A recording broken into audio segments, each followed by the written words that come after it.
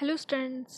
हम पढ़ रहे थे अपना यूनिट 2 क्योंकि यूनिट 1 हमारी कंप्लीट हो चुकी है, जिसके चैप्टर्स हमने कंप्लीट कर लिए थे। यूनिट 2 का चैप्टर हमारा चल रहा था वंशागति एवं विभिन्नता के सिद्धांत, जिसके बारे में हम पहले भी बात कर चुके थे कल, और आज फिर इसके बारे में बात करेंगे। तो ये चैप्टर हमारा एग्जाम की दृष्टि से बहुत ही ज़्यादा इंपॉर्टेंट है और इसमें से लॉन्ग क्वेश्चन 101% पूछा जाता है। तो इस चैप्टर्स पे प्लीज़ फोकस करें, अच्छे से पढ़ें इसको ध्यान से। तो अब बात करते हैं कि हमने जान लिया था कि हमने वंशागति आनुवंशिकता के बारे में जान लिया था, विभिन्नताएं जान ली थी, आनुवंशिकी क्या होती है, जेनेटिक्स ये भी जान लिया था। हम पढ़े थे ग्रेगन जॉन मेंडल जो है इसमें मेन कि उसके प्रयोग के बारे में जान रहे थे। तो जो मेंडल का जो प्रयोग था उसने दो तरीके के प्रयोग बताए थे। मेंडल ने पहले एक संकर संकरण प्रयोग किया था, मोनोहाइब्रिड क्रॉस, और फिर उसने किया द्विसंकर संकरण क्रॉस। तो ये जो इसके क्रॉस थे, एक संकर संकरण और द्विसंकर संकरण क्रॉस, इसके बारे में उसने किस तरीके से अपने एक्सप्लेनेशन दी उसके बारे में हम बात करेंगे आज। जो एक संकर संकरण क्रॉस था उसमें उसने क्या बताया था कि उसने ली पौधों की लंबाई, यानी कि पौधों की लंबाई के ऊपर उसने ये प्रयोग किया था उसको। तो पौधों की लंबाई में एक उसने लिया लंबा टॉल और दूसरा लिया उसने बोना ड्वार्फ।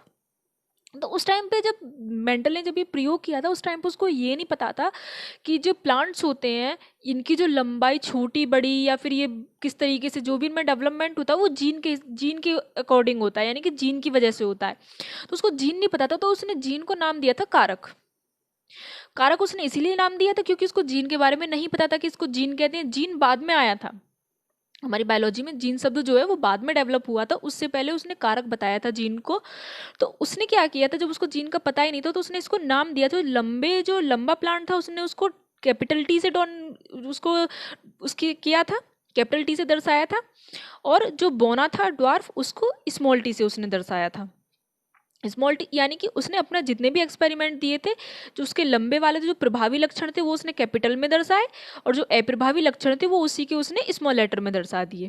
तो फिर क्या किया कि अब ये तो हमें पता ही होता है कि जब उसने लंबा और बौने के बीच में आपस में संयुग्मन कराया है, तो संयुग्मन कराने पे क्या हुआ होगा कि इनके जो युग्मक है इन्होंने आपस में क्या होगा, अर्धसूत्री विभाजन किया था इन्होंने आपस में। जब इन्होंने अर्धसूत्री विभाजन किया तो अर्धसूत्री विभाजन के बाद क्या बना, इसमें अलग अलग जीन बने। तो देखते क्या क्या जीन बने इसमें। तो जब उसने लंबा जो था यानी कि जो युग्मक था कैपिटल टी का स्मॉल टी से कराया, तो कैपिटल टी स्मॉल टी बना। फिर उसने इस वाली कैपिटल टी का स्मॉल टी से कराया, आपस में ही तो कराएंगे, अगर क्रॉस भी कराएंगे तो आपस में ही कराएंगे दोनों में।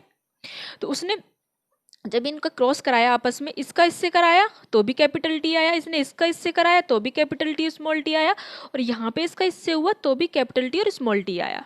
तो क्या हुआ कि जो प्लांट्स थे वो सब लंबे, यानी कि फिर उसने अपना नियम दिया था पृथक्करण वाला नियम। पृथक्करण वाला नियम उसने क्या दिया था कि उसने दो नियम, पहले उसके हम दो नियम के बारे में पढ़ेंगे आज, कि मेंडल का जो पृथक्करण का नियम था सेग्रीगेशन नियम, और मेंडल का प्रभाविता का नियम।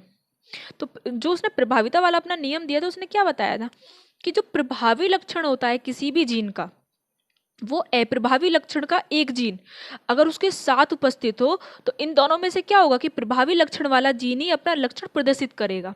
तो वो यहाँ पे हुआ है कि जो प्रभावी लक्षण है उसी ने अपना लक्षण प्रदर्शित किया है यहाँ पे, यानी कि बोने का कोई लक्षण नहीं आया यहाँ पे। तो सारे प्लांट्स क्या हुए, लंबे लंबे प्लांट्स हो गए। तो आई आपकी बात समझ में कि जो प्रभावी जीन होता है वो अप्रभावी जीन के लक्षण को निष्क्रिय कर देता है। तो जो प्रभावी जीन होता है लक्षण किसी भी प्लांट में उसी के आते हैं अकॉर्डिंग टू मेंडल। तो क्या हुआ कि सारे प्लांट्स लंबे लंबे, यानी कि जब उन्होंने संयुग्मन करा दिया था आपस में, तो आपस में जो बना भ्रूण वो लंबा बना, यानी कि सारे प्लांट्स लंबे लंबे बने।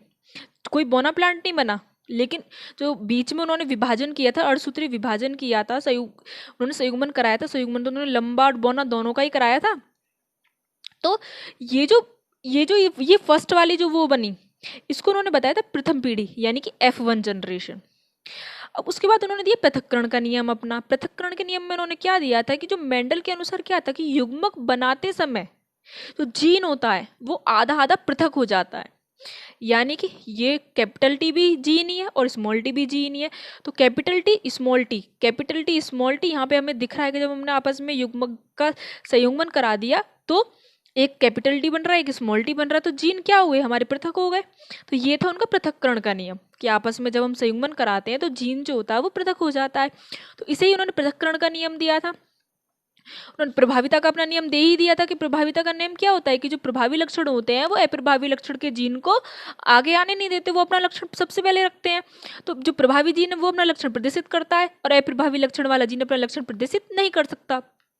फिर उन्होंने क्या किया, जब उनकी F1 जनरेशन इस तरीके से निकल के आई, फिर उन्होंने अपने उसको वहीं नहीं छोड़ा, फिर उन्होंने दोबारा यानी कि इस तरीके से उन्होंने जब एक प्रयोग किया उसके बाद उन्होंने दूसरा प्रयोग किया, इस तरीके से उन्होंने तीसरा प्रयोग किया। तो उन्होंने दूसरे प्रयोग में अपने क्या किया, जो F1 जनरेशन उनकी निकली थी उसका उन्होंने आपस में संकरण कराया, यानी कि क्रॉस कराया, यानी कि स्वपरागण कराया।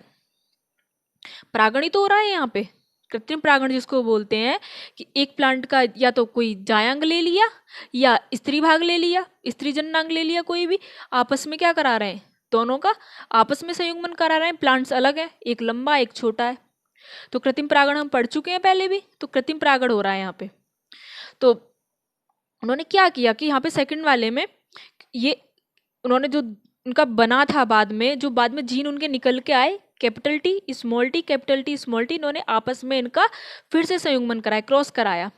क्रॉस कराने के बाद क्या हुआ, दोनों के नए नए युग्मक बने, इसके भी नए युग्मक बने, इसके भी नए युग्मक बने। फिर उसके बाद जो रिजल्ट आया, रिजल्ट क्या आया था कि जब कैपिटल टी स्मॉल टी की यहाँ इससे हमने इससे क्रॉस कराया, तो फर्स्ट हमारा कैपिटल टी स्मॉल टी, फिर इसका दूसरे वाले का इससे कराया तो भी हमारा कैपिटल टी स्मॉल टी, फिर उसका इससे कराया तो भी हमारा कैपिटल टी स्मॉल टी। लेकिन जब इसका इससे कराया तो हमारा दोनों ही स्मॉल टी बने, यानी कि सेकंड जनरेशन में जो अप्रभावी लक्षण था उसने अपना लक्षण दिखा दिया यहाँ पे कि 3 तो प्रभावी लक्षण आ गए, लंबे लंबे प्लांट बन गए, तो एक अप्रभावी लक्षण जो था बोना प्लांट हमारा, उसने भी अपना लक्षण यहाँ दिखा दिया। इसका मतलब कहने का मतलब ये है कि कोई भी लक्षण हो, कोई भी प्लांट हो, वो अपना लक्षण कभी नहीं छोड़ता, चाहे वो जनरेशन 1 में नहीं आया लेकिन जनरेशन वो 2 में उसने अपना लक्षण दिखा दिया। तो एक प्लांट हमारा बोना बनेगा। तो यहीं पे हमें पता चल जाती है, यहाँ पे इसका रेशियो निकला हमारा, यानी कि 1 2 3, 3 हमारे लंबे प्लांट हो गए तो 3, एक हमारा बोना प्लांट हो गया तो 3:1 रेशियो यहाँ पे इसका निकल के आ गया। इसके बारे में भी बात करेंगे, फिनोटाइप जीनोटाइप के बारे में भी नेक्स्ट। पहले हम अपने हिसाब से रेशियो देखते हैं इसका कि इसका रेशियो क्या निकला, यानी कि जब 3 लंबे प्लांट हो गए तो 3 तो इस तरीके से आ गया, एक बोना प्लांट हो गया तो एक इस तरीके से आ गया, तो 3:1 इसका रेशियो निकला।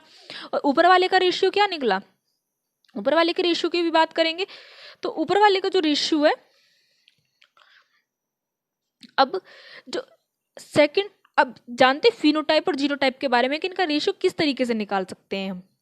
तो जो जिस लक्षण को हम देखकर बता सकें कि कौन सा लंबा पौधा और कौन सा छोटा पौधा, इसे ही लक्षण प्रारूप फिनोटाइप कहते हैं। यानी कि हम लक्षण क्या देख रहे थे फर्स्ट वाले में, कि फर्स्ट वाले में हमने देखा कि चारों लंबे हैं। सेकंड जनरेशन में हमने F2 जनरेशन में हमने क्या देखा कि F2 जनरेशन में हमने देखा कि 3 लंबे थे, एक बोना था हमारा।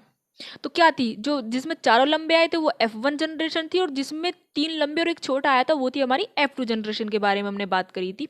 तो जानते हैं लक्षण कि प्रारूप का अनुपात क्या होता है, यानी कि लक्षण प्रारूप का अनुपात फिनोटाइप क्या निकला हमारा 3:1 निकला, क्योंकि 3 लंबे एक छोटा।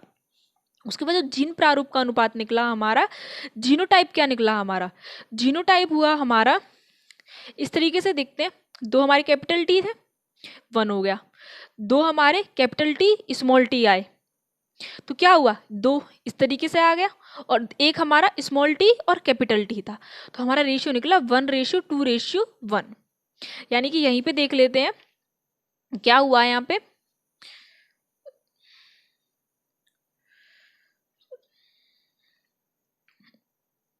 एक क्या है हमारा, ये दोनों कैपिटल टी है 1 हो गया।